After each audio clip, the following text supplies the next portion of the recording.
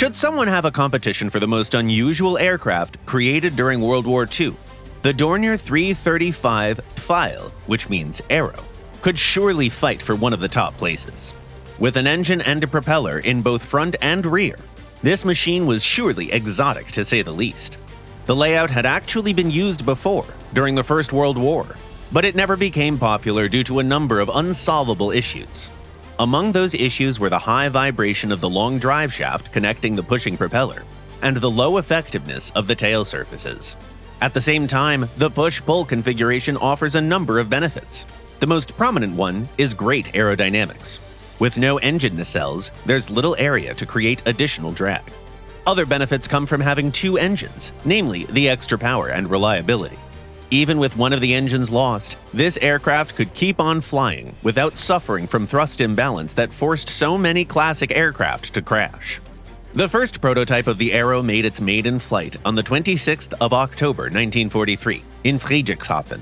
The tests quickly discovered the plane's main advantage. No other prop aircraft could keep up with it in level flight.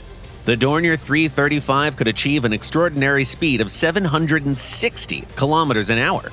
The only German planes that could fly faster were the jet Me-262 and the rocket-powered Me-163. Another discovery was that the plane was simple to pilot, even with one engine off. The reports stated that the pushing prop of the Arrow gave it more speed than the pulling one, and it could reach a speed of 560 even on a single engine. Another remarkable part of this design was the pilot safety system. Since the aircraft had a massive tail with a pushing propeller, the pilot couldn't simply jump out of the cockpit, as was normal at the time. Instead, this plane had explosive bolts in the rear prop and tail surfaces to drop them in case of emergency, and one of the first ever ejection seats for the pilot. The armament of the Arrow included two MG-151 cannons mounted in the front engine's cowl, and a single Mk-103 engine cannon. Future models were expected to offer more variety, from a total lack of armament on reconnaissance models to replacing the Mk-103 with a huge 55mm Mk-112 cannon. On top of that, the aircraft could carry up to a ton of bombs on its internal and external hardpoints. A versatile sight could be used for both cannons and bombs. Of course, the plane had its own flaws. Poor rear visibility, ineffective cooling for the rear engine that often led to overheating, and frankly terrible stability in level flight were all inalienable parts of planes with a push-pull configuration. The Arrow was happy to follow aileron controls, but tail surfaces? Not so much. The elevators were especially inefficient.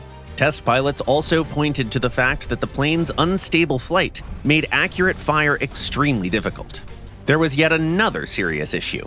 If the rear engine caught fire, it would quickly destroy the links to the tail surfaces, and the plane would lose all control. That led to the demise of two test pilots.